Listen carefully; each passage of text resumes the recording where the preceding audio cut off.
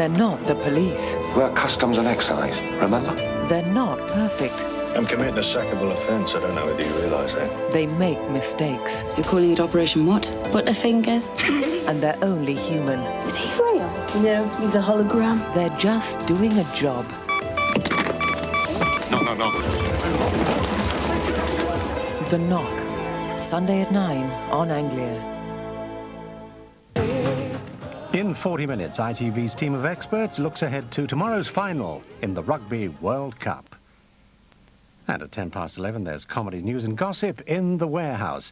Programmes to come here on Anglia Television.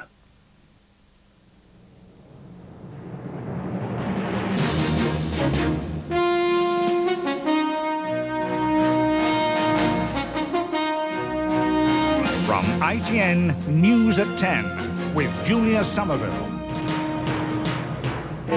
Lamont is set to fight John Major for the Tory leadership. A second shock as the Foreign Secretary stands down.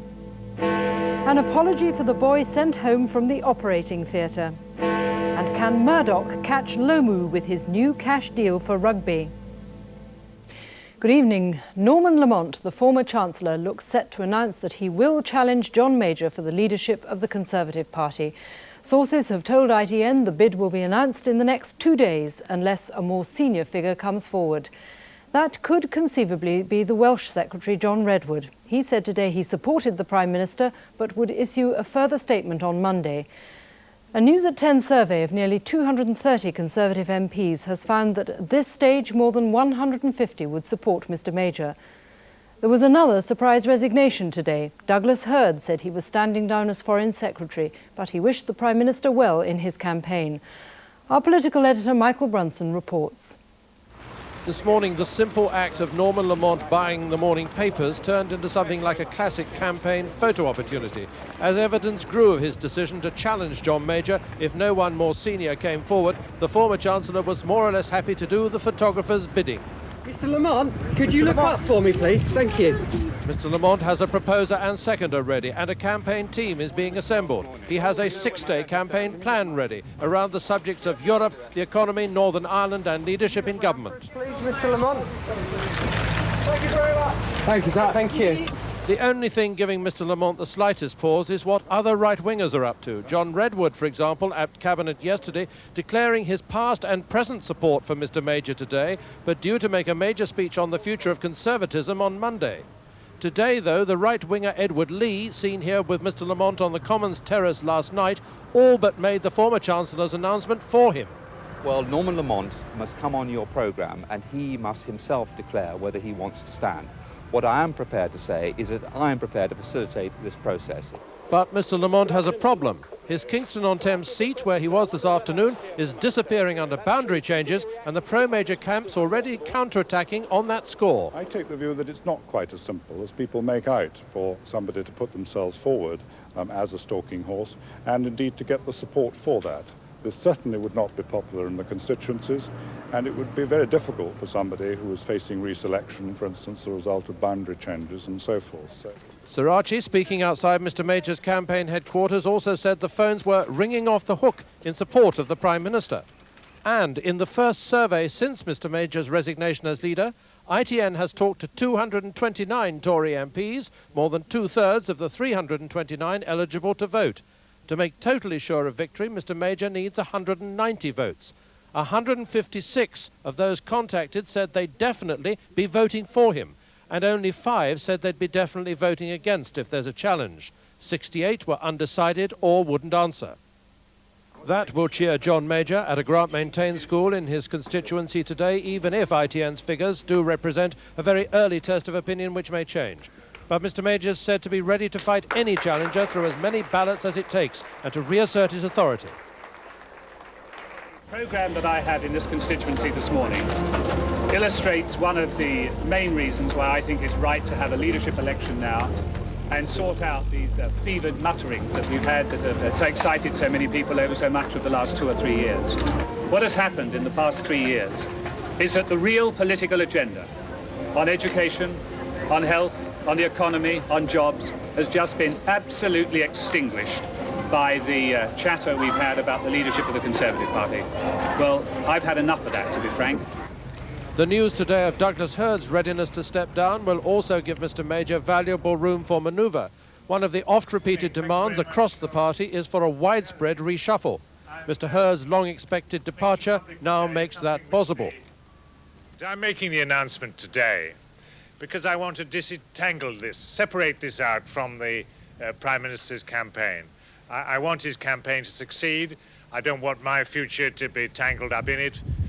I wrote to him in February a letter which some of you have seen, confirming what he already knew, that I wanted to retire in the summer, and I want that all out plain and straight and on the record so that it doesn't in any way complicate his campaign. But clearly foreseeing a challenge and a July the 4th contest, the frustration at years of sniping from the right broke through. What must emerge, in one way or another, from the proceedings in July is strong support for our Prime Minister and our government. It's overdue, that declaration, that proof of strong support, and I hope it will now be forthcoming. In Huntingdon tonight, so no doubt does the Prime Minister, attending with his wife a private constituency dinner. But tonight he also knows for sure that there'll be a fight. Norman Lamont, if no one else, is taking him on. Michael Brunson, News at 10, Westminster. Well, as we saw, Mr. Hurd said he wanted to disentangle his departure from the leadership question. But filling the vacancy he's created could now become a key part of Mr. Major's campaign. The Foreign Secretary's role, handling Europe, is vital in holding the party together. So what legacy has Mr. Hurd left to his successor? Our diplomatic editor, James Mates, reports. It was a job he relished, a job to which he was highly suited. He was Foreign Secretary through 6 extraordinary years of international upheaval. It saw the Berlin Wall come down and the Soviet Union collapse, British troops fight a war in the Gulf and try to stop one in Bosnia. But most of all, it was a period in which a British Foreign Secretary had to find a European policy acceptable both on the continent and in the Conservative Party. On that, he never wholly succeeded, but history may yet look kindly on the compromises he was able to put together. Douglas Hurd's background reeked of politics. Both his father and his grandfather were MPs. After Eton and Cambridge, he began a successful career as a diplomat. In the late 1960s, he was a close aide of Sir Edward Heath. He joined the cabinet in 1984 as Northern Ireland Secretary. A year later, he was Home Secretary. And in 1989, the job he had always cherished, Foreign Secretary. Increasingly, in recent months, he has come under intense pressure from his own backbenchers. Many of the Eurosceptics who heckled and interrupted him in the Commons will not be sorry to see him go, but senior colleagues fear it will leave an irreparable hole in the government. I think that Douglas Hurd is a world-class politician. He'll be a great loss to the government. He's served his country with enormous distinction. Douglas Hurd is now 65, though his family is still young. That will undoubtedly have played a part in his decision to step down. But his Labour shadow believes the decision also suits John Major at this crucial stage. The only possible explanation of the timing is that John Major wants room at the top in order to shift his cabinet still further to the right. In other words, the great offices of state are now being used as pawns in the Tory party's own internal split. The choice of his successor will be a key indicator of where the Conservative Party is going on Europe. There will be intense pressure for Douglas Hurd's replacement to be a Eurosceptic. More likely is that whoever follows will be committed to the same compromises that Hurd struggled with for so long. The Defence Secretary, Malcolm Rifkind, has long been tipped as the next Foreign Secretary, and he remains the favourite tonight. Other names being mentioned are Sir Patrick Mayhew, Ian Lang and Michael Howard. Whoever gets the job will inherit a foreign policy that is supported by the vast majority of Conservative MPs, and there are unlikely to be radical departures from that. James Mates, News at 10 at the Foreign Office. The campaign to keep Mr. Major inside number 10 is being run from number 13 Cowley Street in central London. The Prime Minister has a full diary for one of the most anxious weeks of his leadership. As well as consulting party workers, he'll also find time for cricket and his family over the weekend. Next week, he's out of the country for 2 days at the Euro Summit in Cannes. He'll be back in time to address the Commons before Thursday's deadline for leadership challengers. Campaigning in earnest will be well underway by Friday. Adrian Britton reports. 13 Cowley Street, until today one of the most peaceful addresses in Westminster. Now John Major's leadership team have turned this home of a former Tory MP into their field headquarters. Throughout the day, Major loyalists arriving and leaving have been swamped by the media. Radio pagers have arrived for staff. And courtesy of MP Peter Bottomley, so too have supplies of fruit juice and a bottle of bubbly. Perhaps no cause for celebration yet, but the Prime Minister's campaign has swung into action. We've had a very busy day today, getting started on the campaign. We've had support flooding in from all sections of the party, so much so our phone lines have been overwhelmed. The Scottish Secretary Ian Lang on the left, and next to him Brian Mawhinney from Transport, are among John Major's first lieutenants in his bid to regain the leadership. But it is Viscount Cranborne, here on the right, who as campaign manager is masterminding the Prime Minister's fight back. So what political moves are underway behind the blue door of number 13? Clearly, the likely stalking horses in the leadership race are under intense scrutiny. The favourite is Norman Lamont, though cabinet right-winger John Redwood isn't out of the frame. And Eurosceptics Theresa Gorman and Barry Field have today emerged as possibles. But if Mr Major loses his gamble, a new batch of cabinet contenders could enter the race. Pro-Europeans Michael Heseltine and Kenneth Clarke are strong favourites. So too is the right-wing Michael Portillo. A possible compromise could be Education Secretary Gillian Shepherd. But after the complacent Thatcher leadership campaign, have the Tories learnt their lessons? Well, I'm not going to draw judgments on what happened then, but it's quite clear that there is a very strong feeling for support for the Prime Minister. According to one of Lady Thatcher's former lieutenants, John Major will have learned to be briefed by campaign headquarters almost on an hourly basis. He will be constantly consulted, I would have thought, about the consequences of all the canvassing and lining up and arm twisting and leg pulling and whatever other nefarious crafts are employed in trying to get a vote.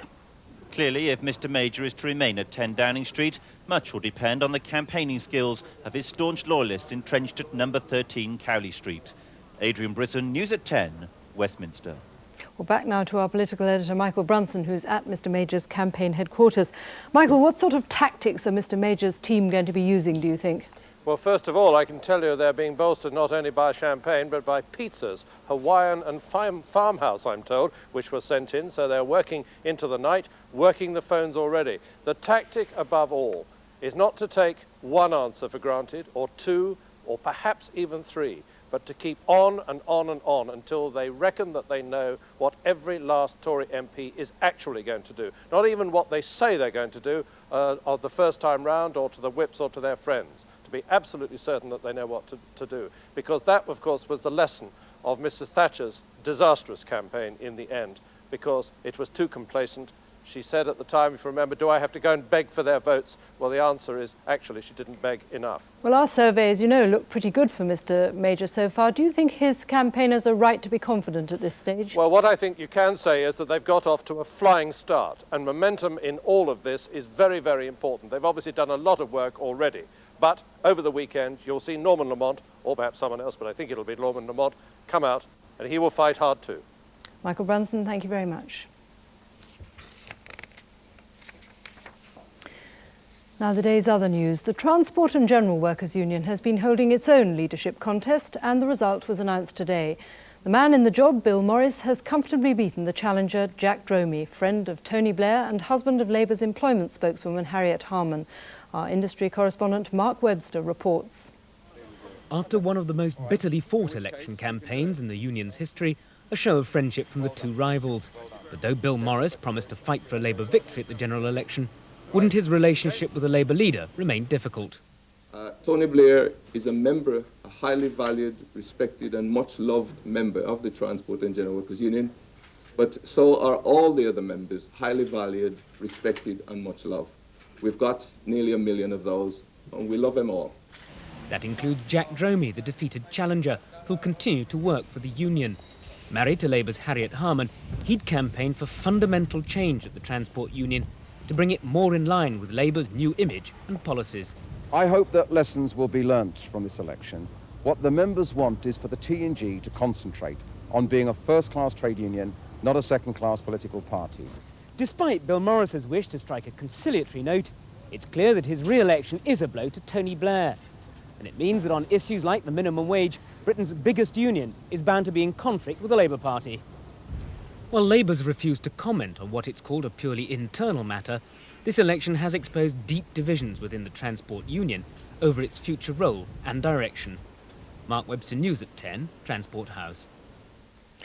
A hospital has apologised to the parents of a 3-year-old boy for cancelling a much-needed operation because of staff shortages. After 3 days of tests at Southampton General, Daniel Hadlow was just about to be taken to the operating theatre. Now he and his breathing apparatus are back home again. Robert Hall reports. Daniel Hadlow cannot have a normal night's sleep. After contracting polio at 3 months, he's totally dependent on a ventilator and his condition is worsening. This week's journey from the Isle of Wight, bringing Daniel and a van load of life support equipment to Southampton General Hospital, should have ended with a vital operation to straighten his spine. But at the last moment, it was cancelled. The theatre trolley come up to pick him up, to take him down to theatre for the surgery. And then the surgeon come up and gave us the bad news that they wouldn't be able to do it, that they had to cancel it. So we was very, annoyed about that. Surgeons who'd spent 4 days preparing for the operation were told there were insufficient staff at the hospital's intensive care unit. Myself and other teams have been really working very hard to have Daniel prepared for this operation, and we were all devastated when the operation couldn't go ahead because of the lack of ITU beds. Hospital managers blame the delay on problems with recruitment. Tonight, Daniel is back on his ventilator at home. His parents have been told that a fresh surgery attempt may be 2 months away. Robert Hall, News at 10, on the Isle of Wight. Still to come on News at 10 tonight, the man who loved and lost Princess Margaret is laid to rest. Blockbuster, how Hollywood Boulevard collapsed.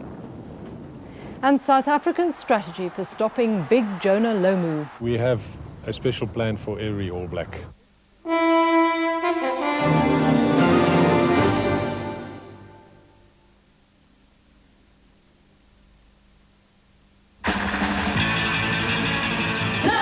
Hello, I'm Dr. Tom Stutterfer.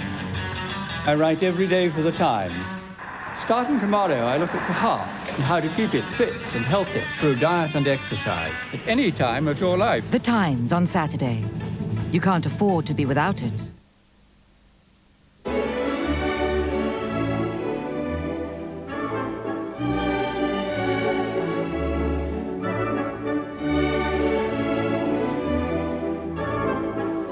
Without a conductor, there is no orchestra.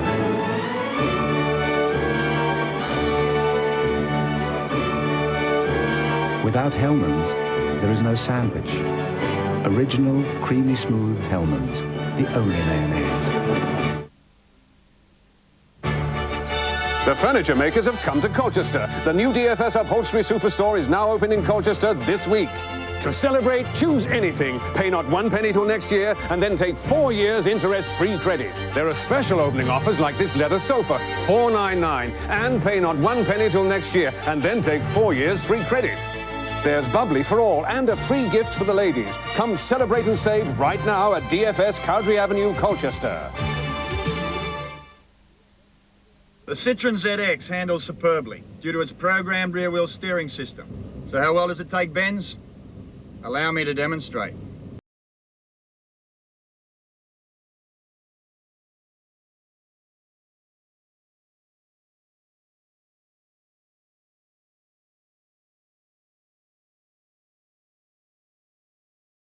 If it's too easy.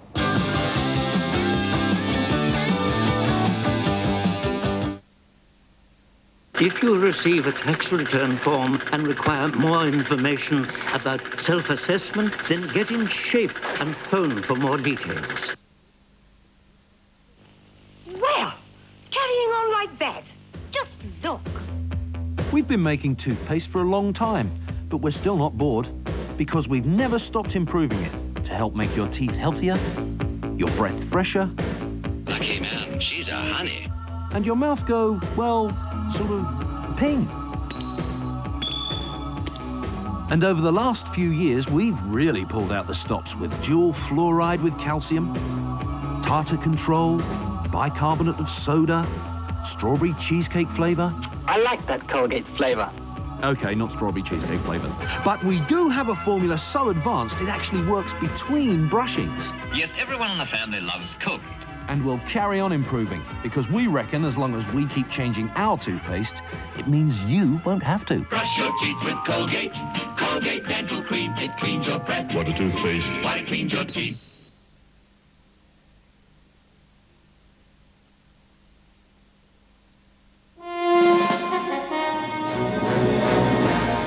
Welcome back. Only 2 months ago, Rupert Murdoch set in train plans to change the face of rugby league with his International Super League. Now he's signed a £350 million broadcasting deal for rugby union played in New Zealand, Australia and South Africa.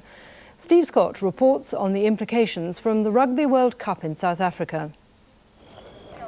With immaculate timing as the Springboks lined up on World Cup Eve, the biggest television contract in rugby history was unveiled. A Southern Hemisphere alliance between South Africa, New Zealand and Australia, worth near £350 million over 10 years. A deal by Rupert Murdoch's News Corporation, which could yet save Union's superstars from the temptations of the professional game. What we're trying to do is to get a better deal for rugby per se, for all facets of rugby. But how much will the players receive? The players will not be paid to play rugby. Tomorrow's final will mark a watershed in world rugby. The game is about to hit the irresistible force of professionalism head-on. And whichever way officials couch their language, the next tournament in 4 years' time will be littered with well-paid, full-time rugby union internationals. Today's developments will spark a revolution among the home unions. They must follow suit to keep in touch with the big three. Already there's talk of expanding the 5 nations to include other European countries and even America. How players can sustain a job, and a proper job, and train and be fit and have the competitive edge defies reason. Today's cash bonanza and the players' trust funds that are bound to come with it means rugby union may hold on to the man of the moment, Jonah Lomu. All eyes on him tomorrow and the Springboks' tactics to prevent him spoiling their big day. We have a special plan for every All Black, and that is to, when they get the ball, tackle them. Opposite Lomu, James Small, a man guaranteed not to turn his back on the challenge. Steve Scott, News at 10, Johannesburg, South Africa. Group Captain Peter Townsend, the former love of Princess Margaret and Battle of Britain hero, was buried today in France, the country he made his home. But a Union Jack was draped over his coffin and English hymns were sung at the service in a small village church outside Paris. From there, Michael Nicholson reports. Today they came to bury not one of ours, but one they consider their own. It was among the French that the Englishman who wooed a princess and lost found his new home and happiness. The old and the young and the mostly unknown came to this little church at Saint-Léger to say their goodbyes. Sir Christopher Mallaby, the British ambassador, represented the Queen. Everyone looked, but there was no message, no flowers from her sister. His wife, Marie-Louise, came with the children of his second family, their roots in France because of him and his self-imposed exile. It was the royal romance 42 years ago that first excited and then outraged Britain, a couple split apart by the power of the church and a sense of royal duty. He was often asked towards the end of his life whether he would like to be buried in England, and he said no, he would prefer for his ashes to be scattered here, where his roots belong. But he said, if the wind, the south wind, blows them on towards England, so let it be. Instead, in the end, he asked that he should be buried here in France, but that the Union Jack and the flag of the Royal Air Force should cover his coffin, and that his favourite hymn should be sung in English. Today here they remembered not a royal suitor, but a wartime hero, a friend, and a man of family and honour. Michael Nicholson, News at 10, Saint-Léger. There's been a big fall in the number of deaths from breast cancer, down by 10% in the last decade. The peak was in the late 1980s when the disease claimed about 14,000 lives a year. The Imperial Cancer Research Fund says the improvement is due largely to women seeking early diagnosis and improvements in treatment. The Prince of Wales was in Belfast today. He's the first member of the royal family to visit the Shankill Road for 50 years. It's also the first time advance notice was given of a royal visit to Northern Ireland. Hollywood has had a spectacular it could have done without. A hole opened up on Hollywood Boulevard, swallowing everything after a water main burst and flooded an underground tunnel. And tonight's main headlines: the former Chancellor Norman Lamont looks set to run against John Major in the Conservative leadership election, unless a more senior figure steps forward. And Douglas Hurd announced today he's resigning as Foreign Secretary. And we end tonight's programme where we began, with the Conservative leadership election. After 24 hours of feverish excitement at Westminster,